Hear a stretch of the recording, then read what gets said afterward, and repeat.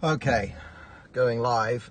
This is not really a time that I have to Periscope Saturday morning, but I can't not react to the Tommy Robinson thing. If you're watching, share this, give it a share. I've got quite a bit to say about freedom of the press and the darkness of what's happening to the UK state. It is absolutely unbelievable, because what's going on is all over the UK there are trials of men who have been raping children for decades, and it's tens of thousands of men, not on trial yet, if they ever will be, but it's hundreds of thousands of girls over the last 40 years, maybe 1 million. If you read Peter McLaughlin's book Easy Meat, you come to that conclusion. And the cover-up has been immense, absolutely immense. And now that the dam has started to burst and that police are starting to investigate and take these crimes seriously, and then they're charging a few people, they're coming up with these massive trials, like this trial in Leeds that Tommy was outside of. 29 defendants? That's an enormous trial. And it appears, and I can't confirm this because there's just no damn reporting, Ezra Levant said in his broadcast last night that this was a trial without a jury. And I don't know whether he meant Tommy's trial for contempt was without a jury, or whether the main trial of these men was without a jury. We don't know, because trials are happening in secret. The trials are not reported that they're taking place. Nobody is covering this. The press isn't covering this. And we don't know. That's not how a free democracy works. The only reason really, court cases involving divorce and who gets custody of their children, family cases, those can happen quietly without reporting. That's nobody's business. This is a court case about a major series of crimes going over decades in Leeds, one of the UK, was it the 5th biggest city in the UK? I should know, I did a PhD there. That trial, how can that trial be held in secret? How can that be good for democracy? How can that be good for the state of the nation? How can that be cathartic? How can a trial that happens in secret deter other people from acting in this way again? So my heart is with Tommy. I mean, God, I hate the guy sometimes for his just stupid. It's not stupid. It's. I know what he's trying to do, but for God's sake, the trouble is in the UK they have these court reporting restrictions. If you have them, you have to know all about them, and you can't flout them, as we've seen. But to stick the guy in prison, which is a virtual, I don't even want to say what it could happen, but the danger to his life from being in the UK prison system, we know it. We saw it the last time he was in there on a stupid mortgage fraud charge. To be in there for this is just insane. And the speed with which it happened. I've read all the books about, the gulags and Stalin's show trials, North Korea, what they did to the Otto Warmbier, the kid who took down a poster. I've seen the pictures of his trial. His trial at least was filmed. His trial was publicized. Tommy is locked away in a dark cell in a dungeon with reporting restrictions for the whole of the UK, and nobody was at. There's no way to know what went on at his trial. There was no way to know what evidence the prosecution presented.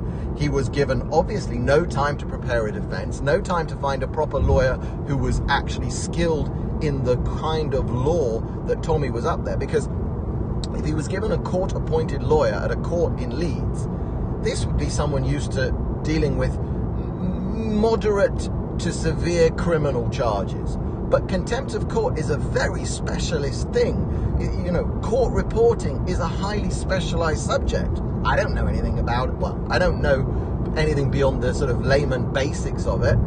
And I don't suspect that a guy who's a court lawyer who usually deals with traffic stuff or minor drug possession or fights outside pubs, he's not going to be well versed in court reporting law.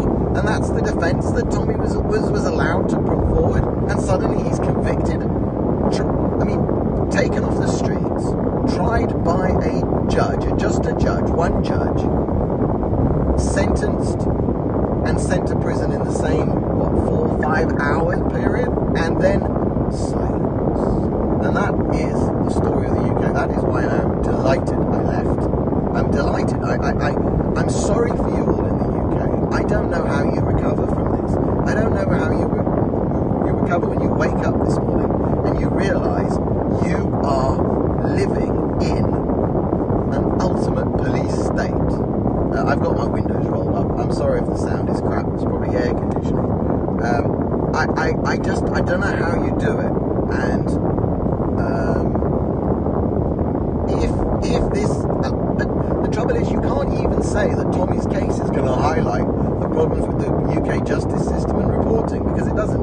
But the thing I want you to ask yourselves is, there is supposedly a free press in the UK. It would appear from this instance that there are multiple cases taking place in the UK right now which are under heavy reporting restrictions. Is anyone in the press, is anyone from The Guardian, The Independent, The Daily Mail, BBC, any of these journalistic enterprises, are they currently fighting even secret legal actions to have reporting restrictions removed on cases involving especially gangs of almost all, or predominantly, or 90% Muslim men raping young girls going back over the last 40 years? Is anyone looking at whether the reporting restrictions on those cases are valid, and is anyone challenging them? I don't know. I actually don't know, and I don't know because if the press are challenging them, they're not reporting that they're challenging these reporting restrictions. Your country is gone if you don't deal with the problem of secrecy of courts. You can't have it. You cannot have a free democracy. You know, freedom of speech is one thing. It's one part. It's the bedrock of democracy. But secret trials, not being able to talk about a trial in public, is so unbelievable. I never thought I would be hearing or seeing events such as what happened to Tommy yesterday. I watched the video live. I was walking in the park. I switched onto it. I watched nearly all of it. I was nervous throughout all of it because I know what the UK is like. But I had no idea that you could be pulled off the street and thrown in prison for 13 months based on that. Deeply depressing. I'm deeply worried for Tommy. I am deeply sorry for his family and close friends in the UK, and for what this means for everything he was trying to do and bring attention to. And if you're in the UK, well, I don't know if anybody in the UK can actually campaign against or about this. I don't think they can. I think it's probably too dangerous. With Theresa May, the Home Secretary, who banned Robert Spencer and Pamela Geller, with her as the Prime Minister now, freedom is gone from the UK. The UK is no longer a free nation. I think it's run in a similar way to the Gaza Strip. The only difference is they haven't actually started murdering people in the streets, but who knows when that will happen. I can't look at putting Tommy in prison as anything other than pretty much close to an attempted murder, because he's in severe physical danger, and based on all of the stories that are in his book, The Very Excellent Enemy of the State, based on all the stories from his last spells in prison, he was not looked after. He was not given a duty of care, and that is insanely worrying. So that's enough of me rambling. I'm sorry, Tommy. I really am. I'm deeply, deeply, deeply sorry for what you're going through, and you deserve everybody's massive respect and support. Free Tommy.